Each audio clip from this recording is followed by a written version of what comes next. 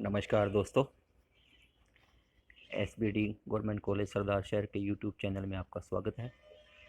मैं Vinesh Jain, assistant professor एबीएसटी। आज हम ब्रेक इवन पॉइंट के बारे में बात करेंगे। दोस्तों, अपने पिछले वीडियो में मैंने आपको सीमांत लागत लेखांकन के बारे में बताया था, जिसके अंतर्गत हमने सीमांत लागत क्या है, ब्रेक इवन एनालिसिस क्या है, कंट्रीब्यूशन क्या है, इसकी गणना कैसे करते हैं, और प्रॉफिट वॉल्यूम रेशियो यानी लागत लाभ मात्रा अनुपात क्या है, वो हमने उसकी चर्चा की थी। आज इस वीडियो में हम मुख्यतः ब्रेक इवन पॉइंट समविच्छेद बिंदु के बारे में चर्चा करेंगे, जिसमें हम ये देखेंगे कि बीईपी का मतलब क्या है, इसका गणना कैसे की जाती है एवं इसका प्रबंध में निर्णय लेने में इसका उपयोग कैसे किया जाता है। तो ये सीमांत लागत लेखांकन का ही पार्ट है। ब्रेक इवन एनालिसिस, समविच्छेद विश्लेषण, इसके अंतर्गत हम समविच्छेद बिंदु की गणना करते हैं। सबसे पहले हम देखते हैं कि समविच्छेद बिंदु है क्या। ब्रेक इवन पॉइंट उत्पादन या बिक्री की मात्रा का वह बिंदु है जिस पर उत्पादक को ना तो कोई हानि होती है ना लाभ होता है। यानी इस बिंदु पर उत्पादक अगर उत्पादन करता है तो उसको ना लाभ ना हानि वाली स्थिति होती है। मतलब उसको उसकी आय उसकी कुल लागत के बराबर होती है, यानी उत्पादक की कुल आगम उसकी कुल लागत के बराबर होती है। अगर इस बिंदु के नीचे उत्पादक उत्पादन करता है या विक्रेता बिक्री करता है तो इसका मतलब ये है कि उत्पादक अपनी लागतों की पूर्ति भी नहीं कर पा रहा है और उसको हानि हो रही है। और अगर उत्पादक को लाभ कमाना है तो उसे इस BEP point, break even point के ऊपर बिक्री को रखना पड़ेगा।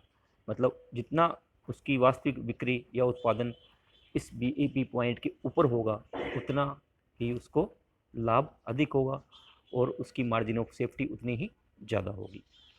अब हम बात करते हैं कि इसकी गणना कैसे करते हैं। दोस्तों, मैंने पिछले वीडियो में आपको बताया था कि कंट्रीब्यूशन में दो फैक्टर होते हैं, एक तो फिक्स्ड कॉस्ट, एक प्रॉफिट। तो कंट्रीब्यूशन जो है फिक्स्ड कॉस्ट और प्रॉफिट का योग होता है। अगर मान लीजिए कंट्रीब्यूशन के अंदर जो राशि है वह फिक्स्ड कॉस्ट के बराबर ही है, तो इसका मतलब ये होगा कि प्रॉफिट हमारा क्या है, जीरो है। यानी अगर जीरो प्रॉफिट है तो फिक्स कॉस्ट प्लस प्रॉफिट बराबर कंट्रीब्यूशन के अंतर्गत हम कह सकते हैं कि contribution is equal to fixed cost. वहाँ हमारा कोई प्रॉफिट नहीं है। और ब्रेक इवन पॉइंट पे भी ऐसा ही होता है दोस्तों। कंट्रीब्यूशन हमारा जो है वो फिक्स्ड कॉस्ट के बराबर होता है, यानी हमारा कंट्रीब्यूशन इतना ही होता है जिससे स्थायी लागतों की पूर्ति ही की जा सकती है। लाभ के लिए कोई राशि हमारे पास शेष नहीं बचती।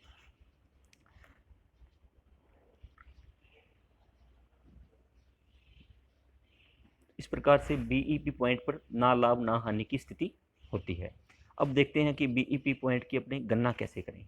तो बीईपी पॉइंट की गणना अपने दो तरीके से कर सकते हैं। एक तो हम गणना करना चाहें कि बीईपी पॉइंट पे सेल्स वैल्यू कितनी होगी, यानी विक्रय मात्रा कितनी होगी, रुपयों में बिक्री कितनी होगी।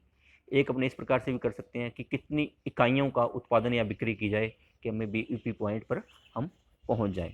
तो सबसे पहले अपने देखेंगे कि बीईपी सेल्स वैल्यू में कैसे निकालेंगे। तो उसका हमारा फार्मूला है fix cost upon profit volume ratio, यानी स्थायी लागत बटा लागत लाभ अनुपात। ठीक है, यानी स्थायी लागत बटा अंशदान अनुपात या लागत लाभ अनुपात। तो स्थायी लागत को अंशदान अनुपात से विभाजित करने पर जो राशि हमारी आएगी वो हमारी बीईपी सेल्स इन वैल्यू होगी, यानी रुपयों में हमें कितनी बिक्री करनी पड़ेगी बीईपी पॉइंट पे पहुंचने के लिए। उसके लिए हमें फिक्स कॉस्ट को पीवी रेशियो से डिवाइड करना पड़ेगा। दूसरा है, जब हमें बीईपी यूनिट्स में निकालनी हो, यानी कितनी इकाइयों की बिक्री कम से कम विक्रेता करे कि उसका बीईपी सेल उसको अचीव हो जाए, उसकी sale no profit no loss के स्तर पर पहुंच जाए, तो उसके लिए हमें फार्मूला हमारे पास रहेगा fixed cost upon contribution per unit, यानी स्थायी लागत बटा प्रति इकाई अंशदान की राशि। इससे हमारे पास बीईपी जो है वो यूनिट्स में आ जाएगा, यानी कितनी इकाइयों का अपने को विक्रय करना पड़ेगा ये अपने को इससे पता चल जाएगा। तो हम एक एग्जांपल के द्वारा देखते हैं कि बीईपी जो है BEP cell and BEP cell unit की गणना हम कैसे करते हैं। तो एग्जांपल में हम देख रहे हैं, अब आपके साथ स्क्रीन में दिख रहा होगा आपको स्क्रीन पे, वेरिएबल कॉस्ट जो है पर यूनिट 15 रुपये है, सेल प्राइस पर यूनिट 20 रुपये है, और हमारे फिक्स्ड एक्सपेंसेस है 54,000 54,000। तो सबसे पहले हमें किसकी जरूरत पड़ेगी बीईपी निकालने के लिए? पीवी रेशियो की। तो पीवी रेशियो का फार्मूला मैंने आपको पिछले वीडियो में बताया था, यहाँ दोबारा लिखा है, क्या है? Sales price minus variable cost upon sales price. तो सेल्स प्राइस हमारी है 20 रुपये, वेरिएबल कॉस्ट है 15 रुपये, तो 20 माइनस 15 बटा 20 इंटू 100, यानी 25% जो है हमारा वो पीवी रेशियो की वैल्यू आती है। तो हमारा पीवी रेशियो क्या है? 25%। लागत लाभ अनुपात हमारा क्या है? 25%। अब अपने को अगर बीईपी इन यूनिट्स में निकालना है पहले, तो हमारा क्या फार्मूला था? Fixed cost upon contribution per unit. तो फिक्स्ड कॉस्ट हमारी कितनी है? 54,000 रुपये, और कंट्रीब्यूशन पर यूनिट हमारा कितना है? 20 माइनस 15 यानी 5 रुपये। तो 54,000 बटा 5 यानी 11,800 यूनिट हमारी बीईपी सेल होगी। यानी हमें 11,800 यूनिट हम जब बनाएंगे तब उस बिंदु पर ना तो फर्म को कोई नुकसान होगा ना कोई फ़ायदा होगा। फर्म की आगम उसकी कुल लागत के बराबर होगी, यानी फर्म जितनी आय कमाएगी उतनी उसकी लागत हो जाएगी। नो प्रॉफिट और नो लॉस वाली पोजीशन यहाँ रहेगी।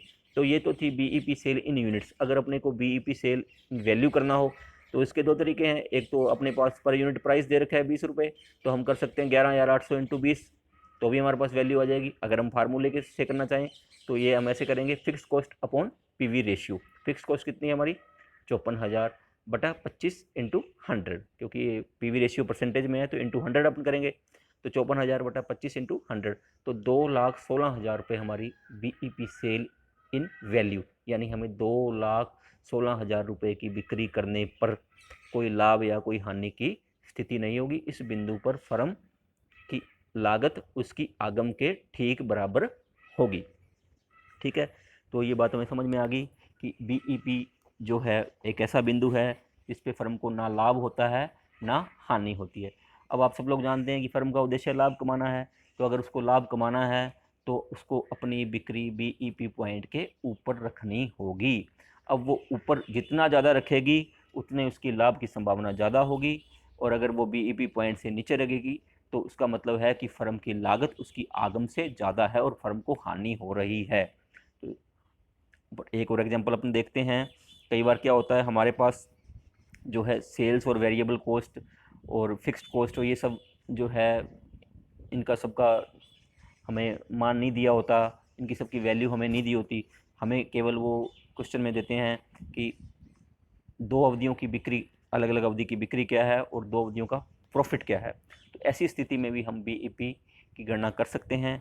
ऐसी स्थिति में मैंने आपको पिछले वीडियो में बताया था पीवी रेशियो की गणना हम कैसे करते हैं। इसका फार्मूला है change in profit upon change in sales into 100।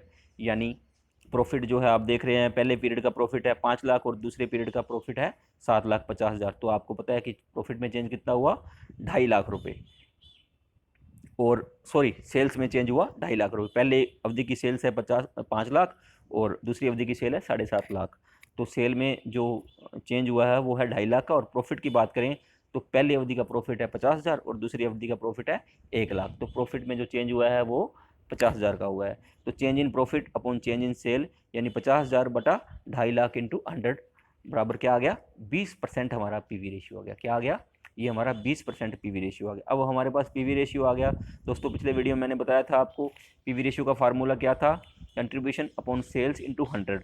और हमारे पास अब सेल्स भी है, पीवी रेशियो भी है, तो हम कंट्रीब्यूशन आसानी से ज्ञात कर सकते हैं। तो सेल्स इंटू पीवी रेशियो बराबर कंट्रीब्यूशन। तो सेल्स कितनी है हमारी? अगर हम दूसरी अवधि की सेल्स की बात करें तो हमारी सेल है 7,50,000 और हमारा पीवी रेशियो कितना है? 20%। तो 7,50,000 इंटू 20% हमारी 1,50,000 हमारा कंट्रीब्यूशन आ गया। क्या आ गया हमारा कंट्रीब्यूशन? 1,50,000। 7,50,000 इंटू 20%, 1,50,000 हमारे पास कंट्रीब्यूशन आ गया। दूसरी अवधि का, और दूसरी अवधि का हमारा प्रॉफिट आपको दे रखा है 1 लाख रुपए। तो हमारा फिक्स कॉस्ट कितनी हो जाएगी? फिक्स कॉस्ट पता है आपको, कंट्रीब्यूशन में से अगर प्रॉफिट कम कर दे तो पीछे क्या बचेगा? फिक्स कॉस्ट बचेगी। तो फिक्स कॉस्ट हमारी आ जाएगी 50,000 रुपये। मित्रों, पिछले वीडियो में मैंने आपको बताया था सेल्स के 3 फैक्टर हैं, वेरिएबल कॉस्ट, फिक्स्ड कॉस्ट और प्रॉफिट।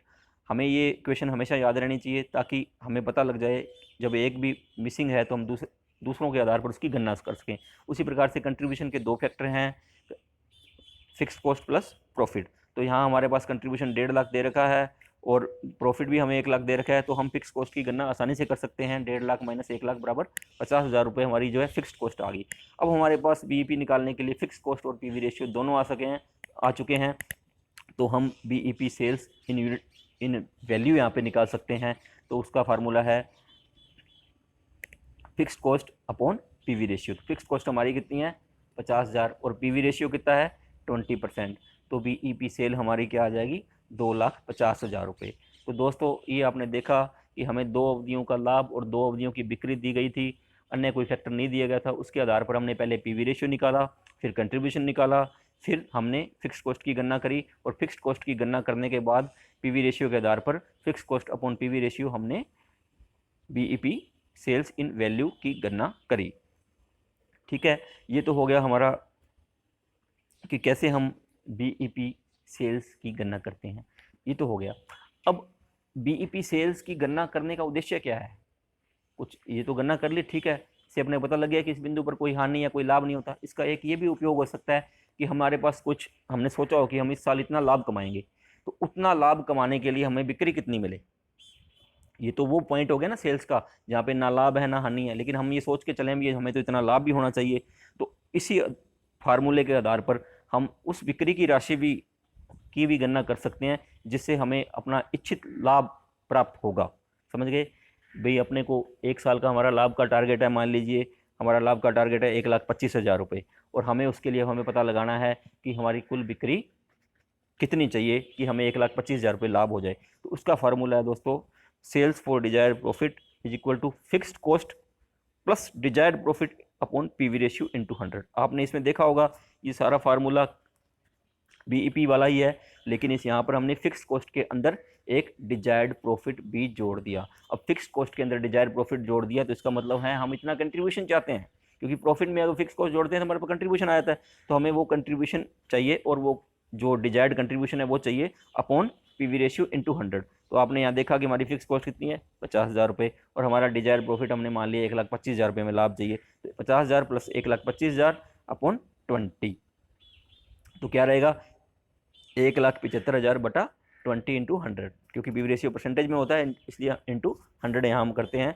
तो हमारे पास आ गया 8,75,000 रुपये। तो दोस्तों, हमारे पास ये राशि आ गई 8,75,000 रुपये। अगर हम 8,75,000 रुपये की बिक्री करते हैं तो हमारा इच्छित लाभ जो हमें मिल जाएगा वो है 1,25,000 रुपये।